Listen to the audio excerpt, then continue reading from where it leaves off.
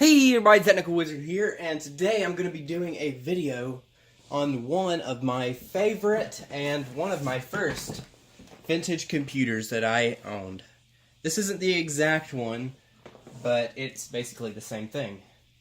What we have here today is my Tangerine iBook G3 clamshell. As for this one, y'all may have seen it in the Christmas-y video of Surviving 2016, where I booted it up for the first time, because I got it for Christmas. But as for the backstory behind it, I had one exactly like this in 2012 at the time. It was like a week after when I got a week after I got the Ruby iMac G3 and the eMac. And a year later, the hard drive died, and little did I know that's what was wrong with it, because I was too young and dumb. But, long story short, that computer got tossed, because I didn't know how to fix it, and I still wish I didn't do that to this day. As for, back to this one came from a school environment up north. As you can tell, it's got some colored pencil and stuff on it. And the keyboard is in perfect condition. As you can see, no keys missing, and they are all the Tangerine variant.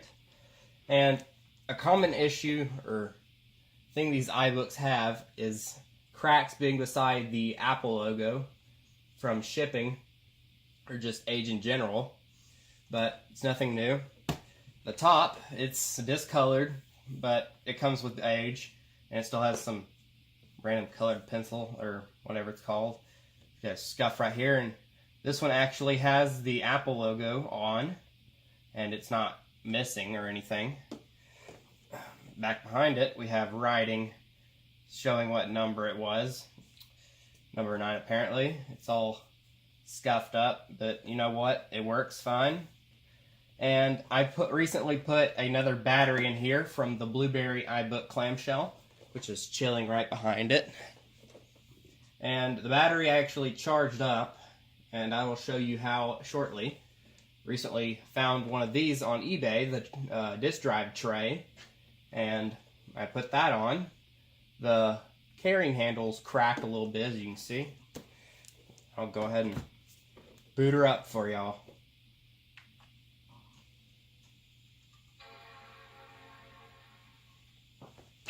Now, all vintage computers are going to be worn out or have some kind of damage, but I just kept this one and fixed it along the way because of how great of condition it was. But even if it is scuffed up a little bit, I don't mind because it's a vintage computer. That's what you're going to get with it. And this one, when I got it, it had macOS 9.2.2 with a password on it, alongside with macOS 9.0.4 for some reason. Guess they attempted to wipe the hard drive, but they failed miserably. The trackpad's worn out, as you can see, from age. And this is without FireWire. And this one has a line on the screen for some reason. I don't know why it does that, but it does sometimes. It'll probably go away soon, but if it doesn't, oh well. Ah, there we go. It went away. But I usually load macOS Panther on here, because that's what my original one came with. It had 10.3.9 Panther on it. And I didn't save anything from it other than the Apple logo off of the top. But as you can see, the battery is charged, surprisingly, which is not very common for these computers. Go ahead and go to About This Mac. I upgraded the RAM in 2017 to 320 megabytes so I could put this on here. It has the original 10 gigabyte hard drive and a CD-ROM drive. And when I use the internet on it, which I typically don't because Airport isn't really supported anymore by newer internet providers, I typically use Opera since it's more stable, the latest version. And I have Microsoft Office 2001 on it, along with some other programs like Real Basic. But I really haven't put anything on here due to the hard drive size. It's almost completely full. and I'm just trying to keep it running as long as I can, because trying to put a hard drive in one of these is just absolute, it's awful. I'm just gonna say that. I have Internet Explorer on here for Mac OS 10, which I don't use that often because it's not very stable. Going to the hard drive, I have Mac OS 9.2.2 right there, and the original system folder I archived to a flash drive, which is right here. And yeah, we'll go ahead and load up a program or two. Just go ahead and, this trackpad doesn't like me sometimes. Let's see what kind of programs I got in here. Just the typical Mac OS 9 programs. So I'll just go ahead and load up Office 2001 for y'all. Goodness me. But before I do that, it does have some music that I put on here. And the speaker really isn't that good, so whenever I do play music from it, I usually hook up external speakers. But on my original iBook, the funny thing is that it had the entire Owl City Ocean Eyes album on it, and that's how I first found out about the Firefly song. So, yeah, I got that on here, and a few other various anime songs.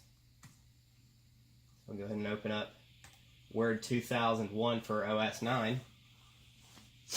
I don't really use OS 9, but when I do, most of the time I use the classic environment on Mac OS 10. And the only reason it's not plugged in right now is just so I can demonstrate the fact that the battery actually holds charge. And the speaker, they just put one tiny speaker on the above the keyboard on here, and over time they just get worse and worse, because I bet the quality really wasn't even that great when it was new. But for what it is, it was probably an amazing piece of hardware back in the day. And we should be getting going now. Oh, and a little fun fact for you guys: they made these things. G-Mini, the company G-Mini, partnered up with Apple, took iBook clamshells and made them into tablets by putting the screen on the front so you couldn't open them anymore.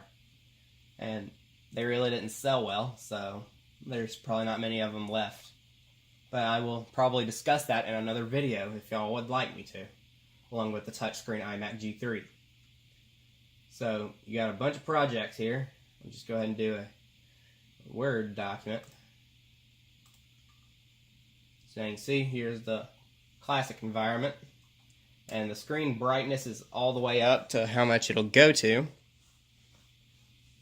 And this is the wallpaper that I had on my original iBook clamshell.